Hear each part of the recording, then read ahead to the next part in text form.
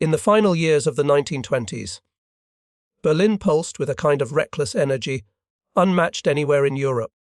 It was a city caught between ruin and rebirth, a capital where excess became art, and art became rebellion.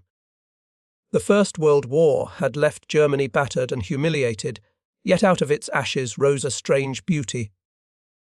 A metropolis of neon lights, smoke-filled cabarets, and underground clubs where anything seemed possible. Jazz bands played until dawn. Avant-garde artists painted visions of despair and ecstasy, and the city's nightlife thrived on a daring mix of liberation and danger. People danced harder because they sensed the world was crumbling around them. Politics was changing rapidly, but on the surface. The only rule that mattered in Berlin's pleasure districts was indulgence. Among those who understood the rhythms of this world was a woman named Kitty Schmidt. She was sharp, independent, and entirely pragmatic. By the mid-1930s, Kitty had become a quiet power in Berlin's high society through her exclusive brothel, known as Salon Kitty. Her clientele included wealthy businessmen, diplomats, and military officers. The salon was famous not for debauchery, but for elegance. Guests arrived in chauffeur-driven cars, greeted by polished marble floors, crystal chandeliers, and women dressed with refinement rather than vulgarity. Kitty ran her establishment like a private club. Invitation only, discretion guaranteed. Secrets whispered in her room stayed there. That promise of privacy was the foundation of her success, and it made her salon a place of fascination and danger. Outside her polished doors, however, Berlin was transforming into something much darker. The rise of Adolf Hitler and the Nazi Party in 1933 had begun to erode the city's freedom. The laughter of the cabarets still echoed, but fear now lingered behind it. Censorship, propaganda, and surveillance became the new instruments of control. The open sexuality and artistic daring that once defined the city were branded as degeneracy. The Gestapo's eyes reached into every neighborhood, and trust became a luxury few could afford. What had once been a city of pleasure was now a stage for paranoia. Yet paradoxically, the appetite for forbidden indulgence did not vanish. It merely went underground. This new reality drew the attention of the Nazi intelligence apparatus, especially Reinhard Heydrich, the ambitious head of the Sicherheitsdienst, the SD or Security Service. Heydrich was both brilliant and brutal, a man whose calm demeanour concealed a calculating mind. He saw information not as knowledge but as power, and power was something he intended to control completely. His task was to uncover threats to the regime: foreign spies, political rivals, disloyal officers, anyone who might oppose the FU-Hers vision. In his search for leverage, he came to understand that some of the most valuable intelligence was not gathered on battlefields or in offices, but in bedrooms. People spoke most freely when they thought no one was listening. It was in this climate of suspicion and opportunity that Heydrich's path crossed with Kitty Schmidt's. Her salon represented a perfect intersection of vice and vulnerability. Diplomats, soldiers, and party officials frequented her establishment to escape the rigid facade of Nazi virtue. In those private moments, they drank, relaxed, and confided in their companions, unguarded, boastful, or simply careless. What Heydrich envisioned was an operation that could exploit exactly that human weakness. He imagined turning the salon into an instrument of espionage, a place where the regime could record the most intimate conversations of its own elite, as well as visiting foreigners. The plan would blend luxury, seduction, and surveillance into one of the strangest intelligence schemes in history. To achieve this, Heydrich enlisted Walter Schellenberg, a young but resourceful intelligence officer with a flair for unorthodox methods.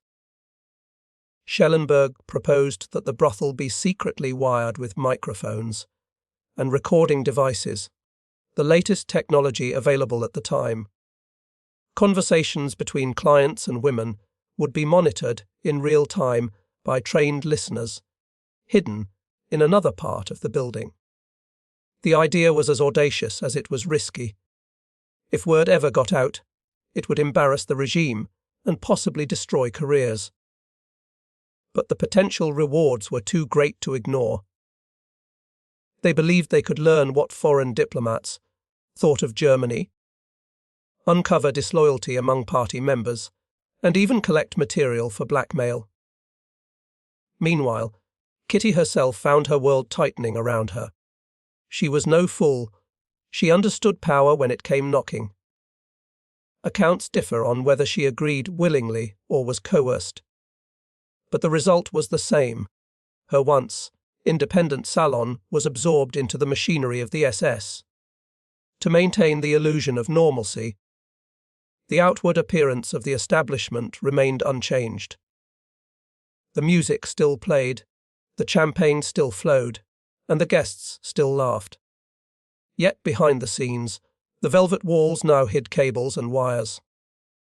Each room became a stage where men revealed more than they intended, and where every word might find its way into a report stamped top secret. Berlin's decadent heart had always thrived on secrecy, but now secrecy itself had been weaponized. What once was a refuge for pleasure became a theatre of control.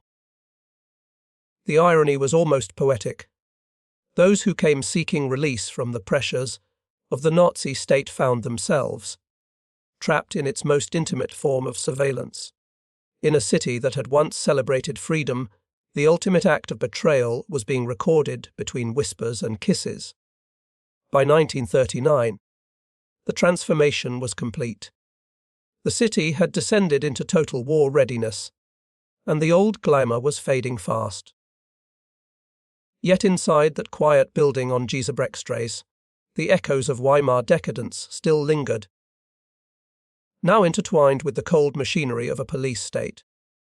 The stage was set for an operation that blurred every moral line, where seduction served espionage, and pleasure was just another front in the war for control.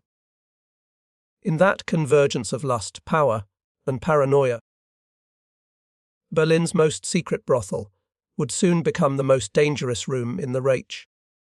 When Reinhard Heydrich and Walter Schellenberg finally put their plan into motion, the transformation of Kitty Schmidt's Salon was executed with military precision.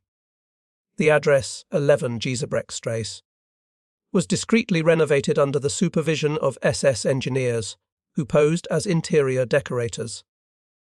What the neighbours saw was only a cosmetic facelift. New wallpaper, chandeliers, and plush furniture imported from Vienna. What they didn't see were the miles of hidden wires snaking behind the walls, leading to a concealed listening room in the basement. Each of the 20 rooms in the establishment was equipped with microphones so sensitive they could pick up the faintest whisper. Even the bed frames were modified to conceal transmitters. Every sigh, every laugh, every drunken confession that took place within those walls could be heard and recorded by the men stationed below. The women chosen to work at the salon were no ordinary courtesans.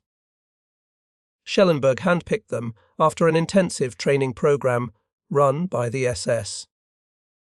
They were taught how to charm, how to listen, and how to steer conversations toward topics of value. The SS instructors drilled them not only in etiquette and psychology, but also in the basics of espionage. They learned how to identify insignia, memorize details of military uniforms, recognize foreign accents, and assess the emotional weaknesses of their clients.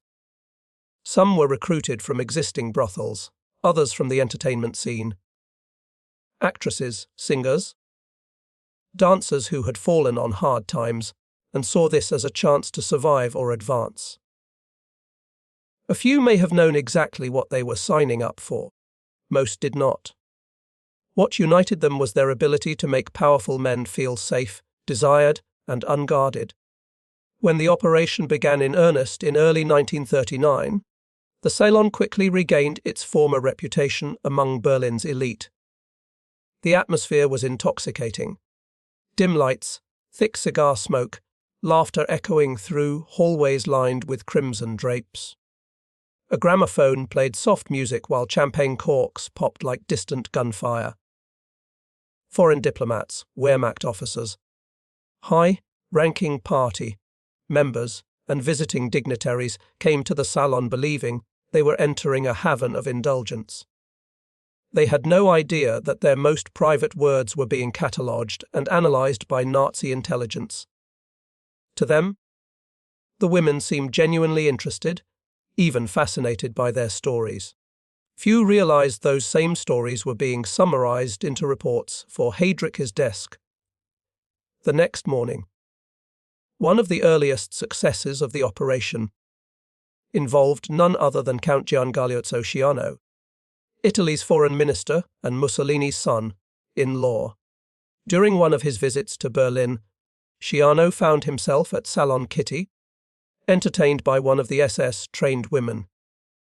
Between flirtatious laughter and idle gossip, he began to speak candidly about his misgivings toward the German leadership and Italy's uncertain role in the alliance. His words, relayed through the microphones, caused a stir in Heydrich's inner circle. It was proof that the brothel could deliver intelligence of real political value.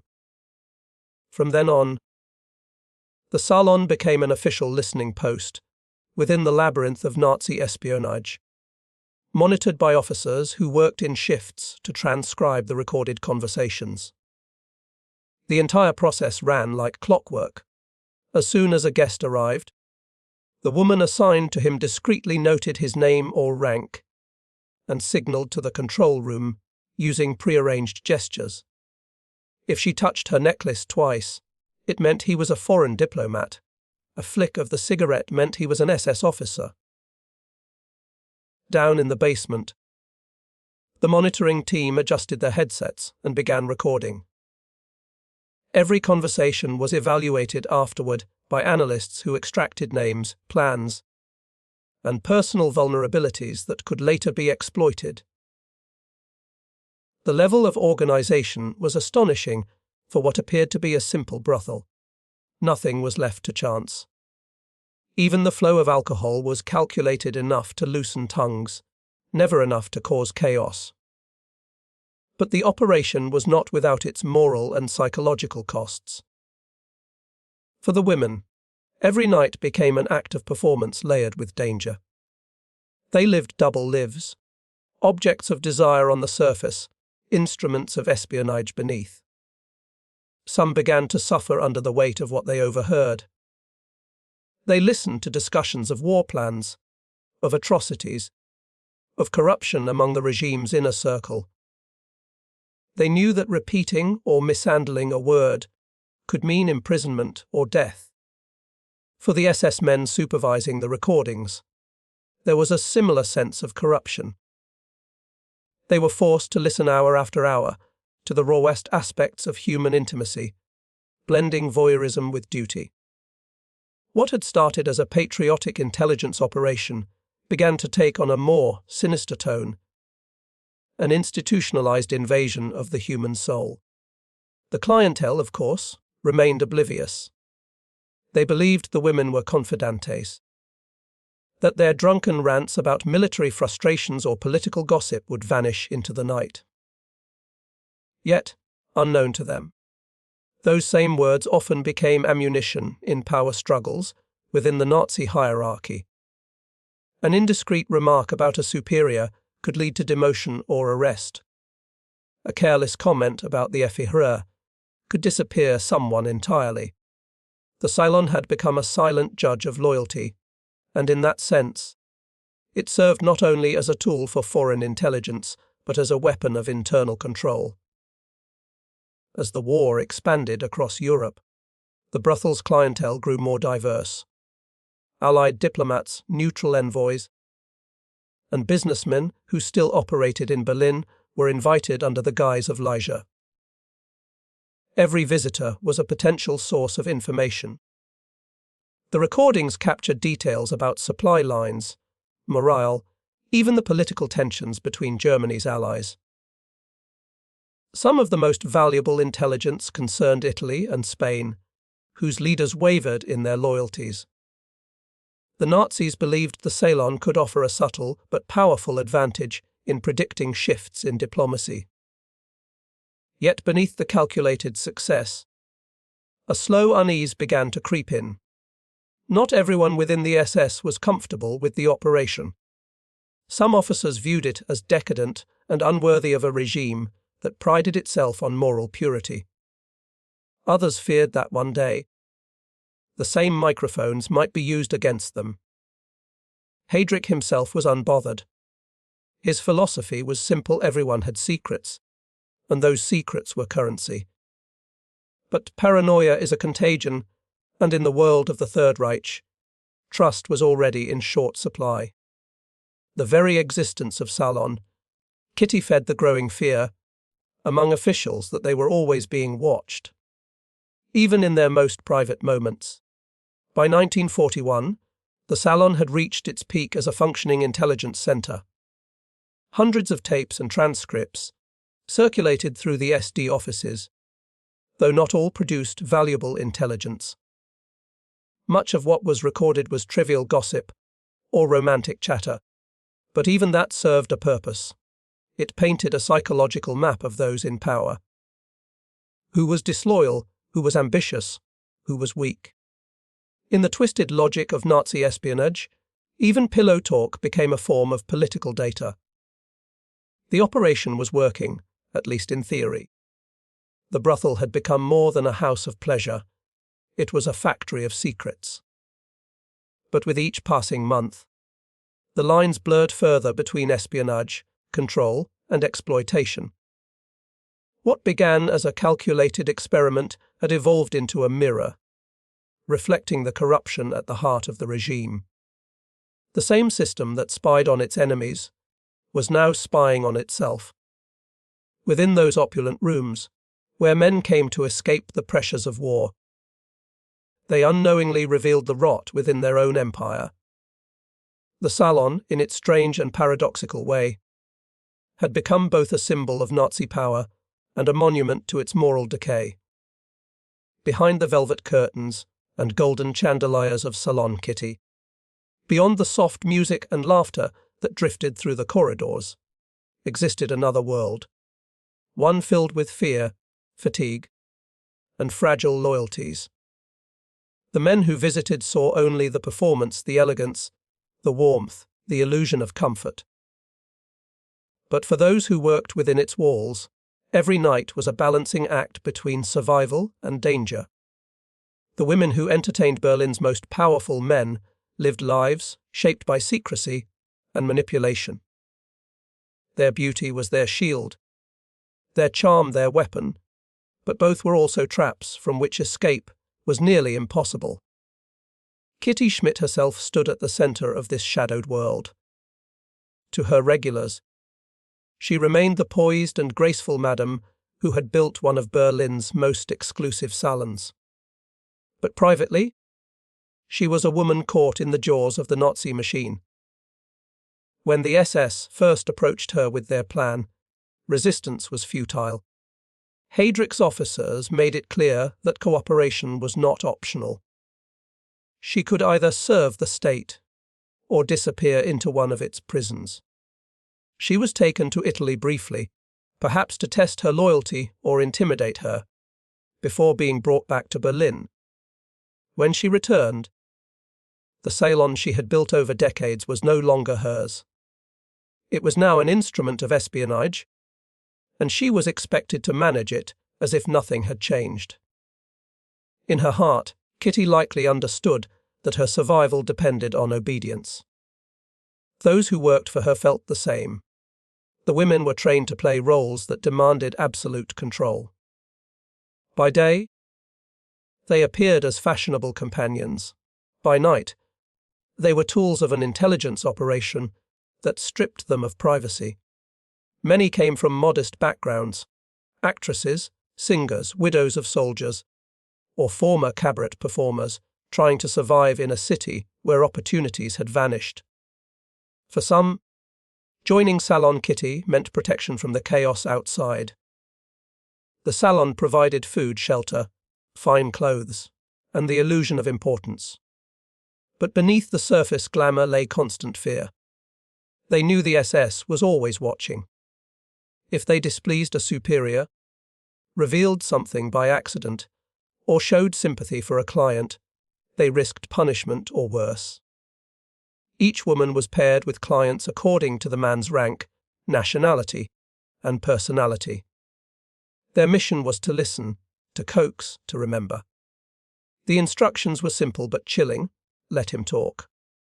Encourage him to brag. Make him trust you. Some became highly skilled at guiding conversations, knowing exactly when to act curious or feign admiration. Others struggled with guilt, torn between their orders and their growing awareness that they were betraying the men they entertained. One former employee later described feeling as though she were trapped in a nightmare, her body present, her soul somewhere else. She said that sometimes, after a client left, she would sit in silence, haunted by what she had heard through forced smiles. The listeners in the basement lived their own kind of torment. Young men of the SS, trained in surveillance, sat for hours with headphones pressed to their ears, hearing every intimate sound, every confession, every outburst. They transcribed everything, labeling conversations with code numbers and summaries. For them, the salon was not a place of pleasure, but of degradation. They were voyeurs by order, witnesses to the dark intimacy of power. Some became desensitized, others disgusted. There are accounts of operators turning off their equipment briefly, unable to endure the sense of invasion. Yet disobedience carried risk, and most obeyed, their conscience drowned by fear and duty. Kitty herself tried to preserve some semblance of normalcy. She maintained her routines, dressed impeccably, served tea to visitors, and managed her staff with a firm but kind hand. But she was constantly aware that her establishment was no longer truly hers. SS officers came and went as they pleased. They checked the recording systems, questioned the women, monitored the guests. Sometimes they summoned her for reports or demanded explanations about missing transcripts. The line between madam and prisoner blurred until it vanished. She was an unwilling accomplice in an operation that violated everything her business once represented. The salon had once been a sanctuary for discretion. Now it was a factory for betrayal. For the clients, especially those unaware of the surveillance, the illusion of freedom remained intoxicating.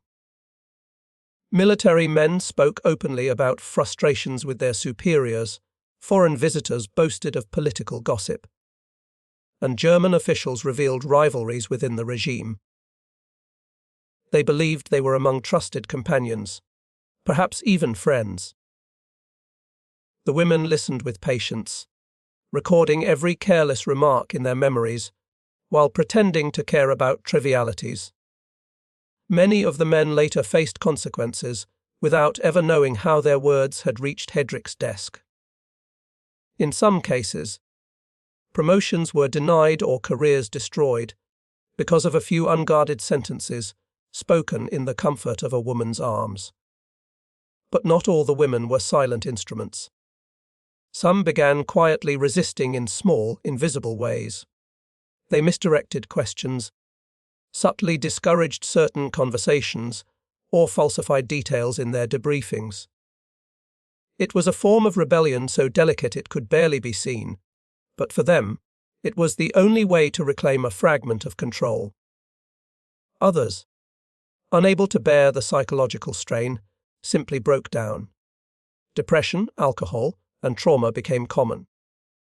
The facade of glamour concealed a deep exhaustion that no makeup could hide. They were part of an operation that treated intimacy as a weapon, yet they were the ones most wounded by it. Outside the brothel, the war grew darker. Bombs began to fall on Berlin, rationing spread, and fear of the Gestapo intensified. The women watched as their clients became more desperate, more paranoid. Sometimes soldiers came straight from the front, carrying invisible ghosts of what they had seen. They sought comfort, oblivion, or perhaps forgiveness. The women listened, though by then many no longer believed in the illusion of pleasure. The salon had become a strange refuge, a place where the dying world outside could be momentarily forgotten, even as it was being recorded below their feet. By 1943, the cracks were beginning to show. The lavishness of the early days had faded. Luxury goods were scarce, and the war was turning against Germany. Kitty tried to keep the salon running, but the clientele thinned. Some of the women were reassigned to other duties or disappeared without explanation. The SS became less concerned with gathering intelligence and more obsessed with rooting out internal disloyalty. The listening devices still functioned, but the purpose behind them seemed hollow. The grand experiment in sexual espionage was unraveling under the weight of its own hypocrisy. In the end, the people behind Salon Kitty were not villains or heroes so much as survivors trapped in a web spun by power. Kitty Schmidt, the women she employed, the SS officers who spied from the shadows, all were bound by fear, desire, and circumstance. Each played a role in a theatre that blurred right and wrong until they were indistinguishable. The brothel that had once been a glittering symbol of Berlin's decadence became, in its final years, a haunted house of secrets. And when the war finally ended, those who had lived within its walls were left with memories too dangerous to speak of, and too heavy to forget. By 1942, the spell that had once protected Salon Kitty began to break. The war was changing, and so was Berlin. The city that had once glittered with arrogance and indulgence was now darkened by air raid sirens, ration lines, and the slow dread of defeat.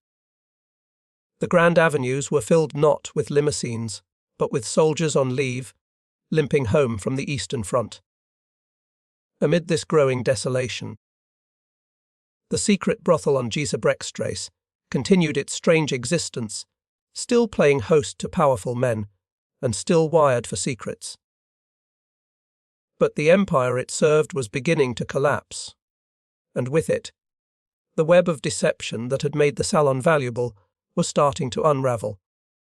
For the SS officers who oversaw the operation, the atmosphere had shifted from triumph to anxiety. The intelligence gathered through the salon had become less useful as the war intensified. Conversations about troop movements or diplomatic intrigue were now overshadowed by exhaustion, fear, and disillusionment. The men who once bragged about victory were now whispering doubts about the Führer's decisions, about the failure in Russia, about the endless bloodletting that seemed to consume everything. The microphones still captured every word, but those words no longer promised strategic advantage. They revealed a regime quietly rotting from within. The women noticed the change as well. Clients came drunk, bitter, sometimes violent. They no longer sought laughter or intimacy but escape. Many spoke of nightmares, of comrades lost, of orders that made no sense. Some wept in their arms. Others demanded to be told that Germany would still win, that everything they had done had meaning. The women, weary from years of performing, offered comfort they no longer believed in. Their world had become one of ghosts, dead dreams and false promises lingering in smoke and perfume. For Kitty Schmidt, the burden had become unbearable. Once the proud owner of Berlin's most refined establishment, She was now merely a caretaker for a decaying illusion. The SS officers who came to supervise were harsher, more suspicious. They questioned her loyalty, demanded stricter reports, and confiscated anything they deemed sensitive. Kitty was aging tired, and aware that the walls were closing in. The luxury that had once defined her world was gone. Silk sheets had been replaced with rough fabric, champagne with cheap wine. Even the electricity failed during air raids, leaving the once luminous salon flickering in candlelight, a fragile reminder of a past that no longer existed. Then came the bombs. In the summer of 1942, an Allied air raid struck central Berlin, and the shockwaves reached Giesebrechtstrasse. One of the upper floors of Salon Kitty was hit and partially destroyed. Furniture splintered, walls cracked, and the network of hidden wires was severed. The delicate surveillance system that had taken months to install was rendered useless in a single night. When the dust settled, the building stood, but its secret heart was broken. Repairing the damage was impossible amid wartime shortages. The SS had bigger concerns: retreats on the front, internal purges, and the growing chaos of the war economy. The operation that had once been a prized intelligence experiment now seemed trivial in comparison. Still, the regime attempted to keep up appearances. For a few months after the bombing, the Salon continued to operate, though only in fragments. The remaining rooms were used for high-ranking officials who still sought discretion. But the surveillance equipment was largely abandoned. Reports became irregular, transcripts incomplete. Some of the women were reassigned to other posts. A few to entertain visiting officers in occupied territories, others quietly dismissed. Those who remained did so out of habit or lack of options. The glamour, the intrigue, the sense of purpose. It was all gone. Salon Kitty had become just another brothel in a dying city. Rumours spread among Berlin's underworld that the Salon's recordings had exposed too many secrets within the Nazi hierarchy. Some whispered that Heydrich himself, before his assassination in 1942, had ordered the destruction of certain files to protect the image of the regime. Others claimed that Schellenberg, now rising in the intelligence ranks, had quietly shut the operation down to avoid scandal. Whatever the truth, official records of the brothel's later years vanished. The archives that might have revealed the full scope of what was recorded. Names, dates, confessions were either destroyed by the SS or lost in the chaos of war. By 1943, Berlin was no longer a city of decadence but a city under siege. Allied bombers came almost nightly, turning streets into ruins. The guests who once filled the Salon's elegant rooms were gone. Many dead, others scattered across the collapsing front lines. The once silken atmosphere had been replaced by dust, broken mirrors, and an eerie silence. Kitty, who had spent her life cultivating an aura of sophistication, now lived in fear of every knock at the door. She knew that the very men she had served could easily accuse her of disloyalty. In the eyes of the regime, everyone was a potential traitor. When the Red Army finally began its march toward Berlin in 1945, the last remnants of the Salon disappeared. Kitty Schmidt vanished from public record, though some accounts suggest she survived the war and lived quietly in obscurity. The building itself sustained further damage during the final bombardments. By the time the city fell, there was little left, just rubble and the faint memory of what had once been the most infamous house in Europe. After the war, Allied investigators heard whispers about the Salon's existence. Though much of what they learned was fragmentary, the story seemed almost too strange to believe a brothel turned spy nest, microphones hidden beneath silk cushions, and generals unknowingly betraying their own secrets. Some dismissed it as wartime myth, while others, upon discovering bits of wire embedded in the walls during reconstruction, realized that the legend might be true after all. Historians later pieced together enough evidence to confirm that Salon Kitty had indeed been an SS-run operation. But the full extent of its activities would remain obscured by the shadows of lost archives and dead witnesses. In its downfall, Salon Kitty became a metaphor for the Nazi regime itself, built on manipulation, illusion, and control. Ultimately undone by its own excess and paranoia. What had begun as an experiment in exploiting human weakness had ended in ruins, destroyed by the same arrogance that had inspired it. The microphones that once captured secrets were buried beneath the rubble, the laughter replaced by the echo of artillery fire. The salon that had promised power through seduction had instead revealed the fragility of power itself. When the dust finally settled and Berlin lay silent, the ghosts of Salon Kitty remained. For years after the war, neighbours told stories of hearing faint music in the ruins, of shadows moving in the windows. Long after the building had been abandoned, whether true or imagined, it was fitting that the memory of the place refused to die quietly. For in its walls had been played one of the strangest and darkest dramas of the century, a story of desire, deception, and downfall that mirrored the fate of the empire it once served.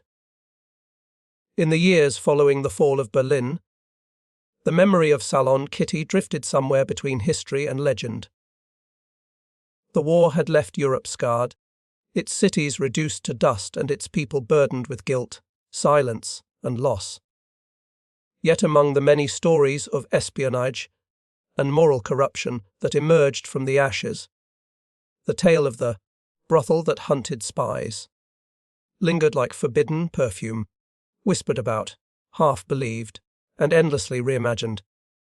It embodied everything the Third Reich had tried to control, and everything it had ultimately lost: secrecy, power, seduction, and human weakness. When Allied investigators began to piece together the truth in the late 1940s, they were struck not only by the operation's audacity, but by its sheer cynicism. Salon Kitty had not been a military necessity.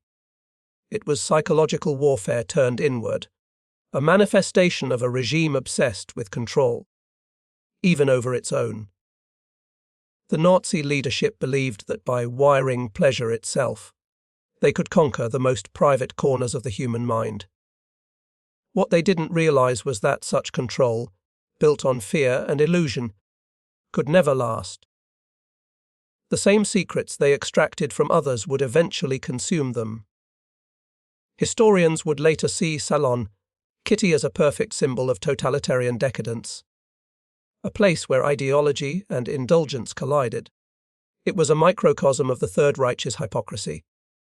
Publicly, the regime preached purity, discipline, and sacrifice.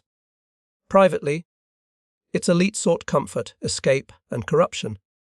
Inside those soundproofed rooms, men who demanded obedience from millions revealed their insecurities, desires, and doubts. They betrayed themselves, not through treason but through confession. Unguarded moments of weakness that said more about the regime's decay than any battlefield defeat. In post-war Germany, the name, Salon Kitty, became a kind of taboo shorthand invoked to describe the moral rot of the Nazi elite. The building itself was rebuilt and repurposed. But for decades, older Berliners would cross the street, rather than walk past its address, muttering about that place. To them, it wasn't just a brothel. It was a reminder of how the powerful had turned even intimacy into a weapon. The women who had worked there rarely spoke of it. Some vanished into anonymity, others emigrated, and a few, decades later, gave brief interviews to journalists or historians, their faces shadowed, their voices brittle with time. They described lives spent pretending, surviving, and carrying secrets they wished they could forget. One of the strangest aspects of Salon Kitty's legacy is how it blurred the lines between victim, accomplice, and survivor. The women had been coerced into service under threat of imprisonment, yet they were also agents, listeners, observers, participants in a deadly game of information. The men they entertained were both predators and prey, unaware that their whispered confessions would one day become evidence of their own corruption. Even Kitty Schmidt herself remains an ambiguous figure. Was she a collaborator who profited from a monstrous system, or a woman trapped in it, forced to play along to stay alive? The historical record offers no simple answers. In the decades after the war, Salon Kitty was rediscovered through fragments, declassified documents, memoirs, trial testimonies, and eventually films and novels. The story fascinated post-war audiences because it touched on something uncomfortable yet irresistible: the way power and desire intertwine, and how even the most disciplined ideologies crumble under human vulnerability. The idea of Nazi officers, symbols of supposed order and strength, confessing their fears in the arms of women they thought they controlled, carried a dark irony too compelling to ignore. By the 1970s, the myth of Salon Kitty was revived in pop culture through books and films, often sensationalized and eroticized. These depictions, though exaggerated, reflected an enduring obsession with the hidden sins of power. The salon became a metaphor for the moral collapse of an empire that had built itself on lies. Historians criticized the dramatizations for their inaccuracies, yet they acknowledged that the fascination stemmed from a deeper truth: that in the shadows of totalitarianism, pleasure and surveillance, trust and betrayal were inseparable.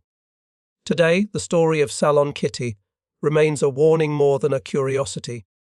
It reveals how quickly morality can be perverted when a government seeks to own not just actions, but thoughts, emotions, and intimacy.